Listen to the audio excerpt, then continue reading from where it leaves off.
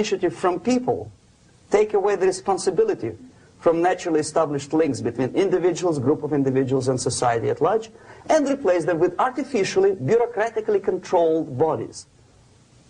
Instead of social life and friendship between neighbors, establish social workers institutions.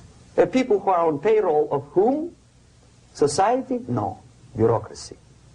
The main concern of social workers is not your family, not you, not social relations between groups of people. The main concern is to get the paycheck from the government. What will be the result of their social work doesn't really matter. They can develop all kind of concepts to show to the government and to the people that they're useful. Okay, away from the natural links, power structure. Okay, the natural bodies of administration, which are traditionally either elected by people at large or appointed by elected leaders of society, are being actively substituted by artificial bodies. The bodies of people, groups of people, whom nobody elected. Never. As a matter of fact, most of the people don't like them at all, and yet they exist. One of such group is media. Who elected them? How come they have so much power? Almost monopolistic power on your mind. They can rape your mind. But who elected them? How come they have a nerve to decide what is good and what is bad for the elected by you, president, and his administration? Who the hell are they? Spiro Agnew, who was hated by the liberal left, called them a bunch of enfeebled snobs. And that's exactly what they are. They think they know. They don't. The level of mediocrity. In a big establishment like New York Times, Los Angeles Times, major television network, you don't have to be excellent journalist. You have to be exactly a mediocre journalist. That's easier to survive. There's no competition anymore. You have your good, no. That's it. No more competition. Power structure slowly is eroded by the bodies and groups of people who do not have neither qualification nor the will of people to keep them in power, and yet they do have power. Okay. Together with that, there is another process. Law enforcement, law and order organization and structure is being eroded. For the last 20, 25 years, if you see old movies and new movies, you can see that in new movies, a policeman, an officer of the United States Army looks dumb, angry, psychotic, paranoid. A criminal looks nice, kind of, well, he smokes hash and shoots the whatever drug, but basically he's a nice human being. He's creative. And he's unproductive only because society oppresses him. Whereby a general of Pentagon is always, by definition, a dumb, a war maniac. A policeman is a pig, rude policeman. He abuses his power. You know? A generality, generalization like that. The hatred, the mistrust to the people who are supposed to protect you and enforce law and order. Moral relativity. The Angelo Buono process lasted 2 years in Los Angeles. And yet there are still some lawyers who say, look, he's a nice character, as a matter of fact. There was some witness who said, also a criminal, who said, well, he's a nice guy. I asked him one day to burn a house of my enemy, and he wouldn't do it. Nice fella. Erosion.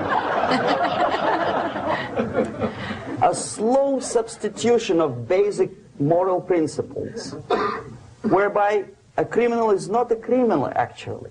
He's a defendant. Even if his guilt is proven, there is still a doubt to kill or not to kill, to be or not to be. Okay, labor relations. At this stage, within 15 to 20 years, we destroy the traditionally established links of bargaining between employer and employee. The classical Marxist-Leninist theory of natural exchange of goods. Person A has 5 sacks of grain and person B has 5 pairs of shoes. And the natural exchange without money is when they bargain between each other. And only with the introduction of the third force, C, an entirely third foreign stranger who says, no, don't give him 5 sacks of grain, give it to me.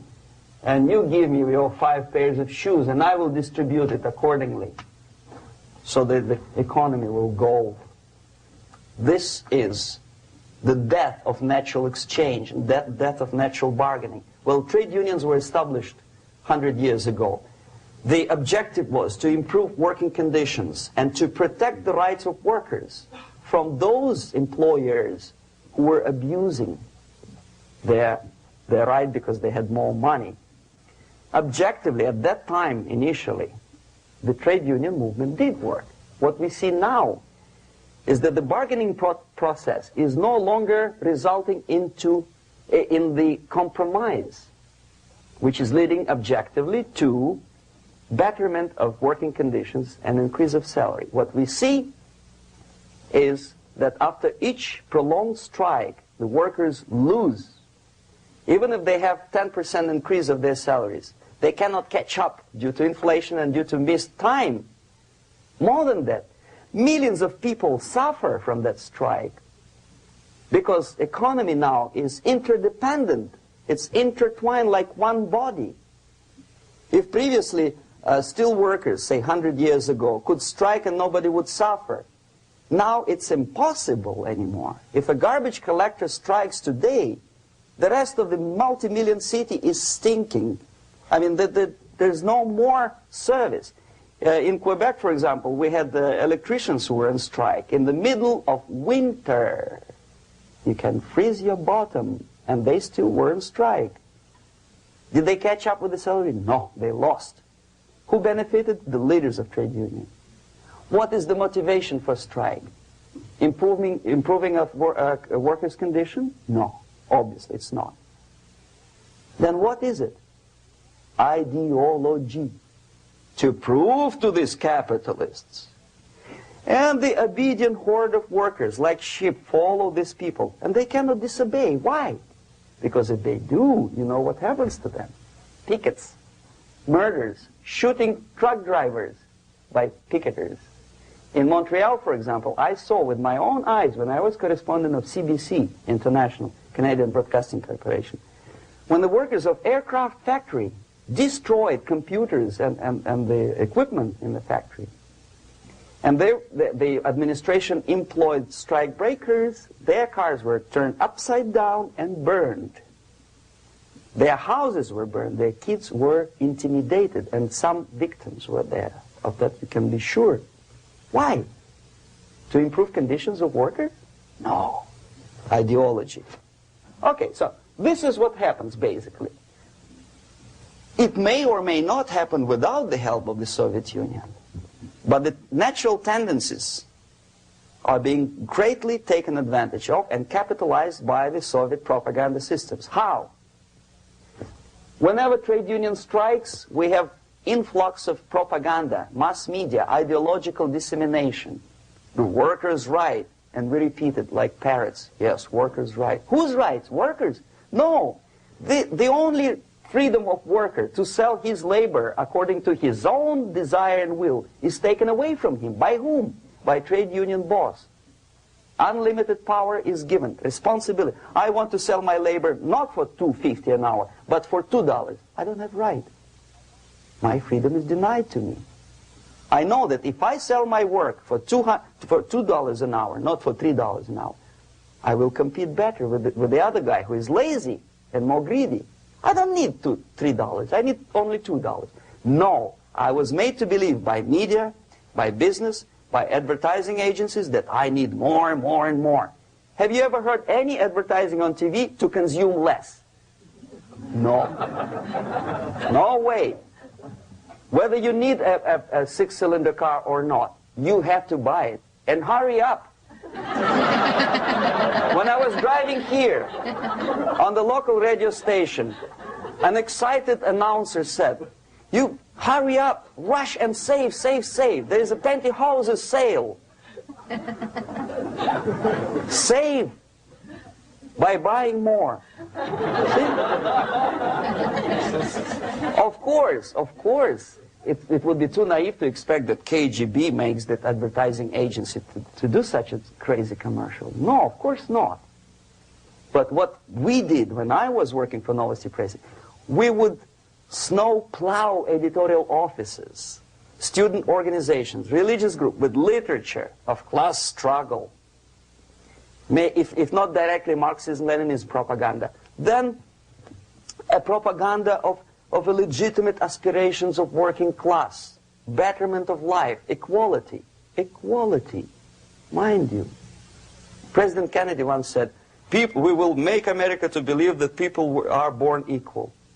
Are people born equal? Is there any mentioning in the Bible or any other holy scripture in any religion, if you don't believe me, go to the library and check it. There is not a single word about equality. Just the opposite. By your deeds, God will judge you. What you do is important. The merit of your personality. You cannot legislate equality.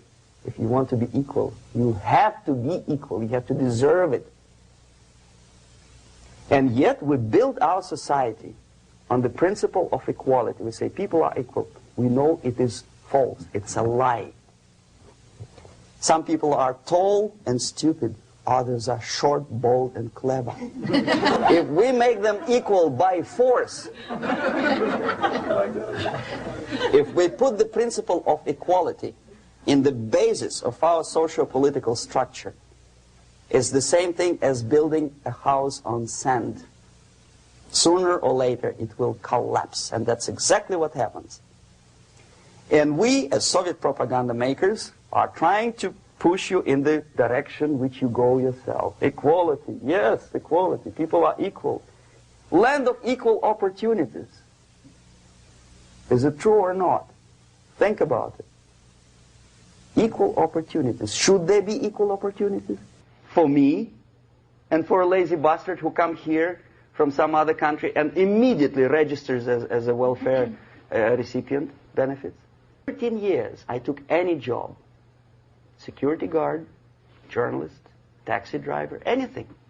Well, I was restless, but some people don't like it. They immediately. So why should we have equal opportunities? Why? The equal opportunity to excel. Equal opportunity in equal circumstances, yes, but you know people are different. To excel, yes, provided we reach the same level of excellency, perfection, which is hypothetical, distant future. Yes, maybe. But we know perfectly well that even with the best intentions, people could not be equal. Why should we have equality in the, say, legal system? Myself, I'm considering myself a law-abiding citizen, and a person who comes here to rob and shoot, say, the United States administration under Carter imported thousands of Cuban criminals. They were non-criminals, yet they were accepted. Do you think it's fair if myself and my wife from Philippines, who work like a, excuse me, horse as a lab technician in a hospital, should have the same rights as a criminal from Cuba? Why?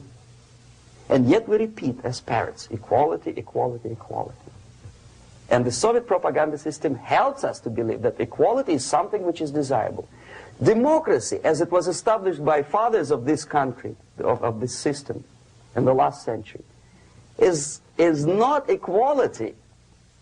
It's the system where different people, unequal people, have a chance to survive and help each other in constant competition, in constant perfection, not in equality, which is superimposed from a godfather or a nice person in Washington, D.C. And the absolute equality exists in Soviet Union, quote-unquote equality. Everybody is equal in dirt. except some people are more equal than the others in Politburo. So, the moment you bring a country to the point of almost total demoralization, when nothing works anymore, when you are not sure whether it is right or wrong, good and bad, but there's no division between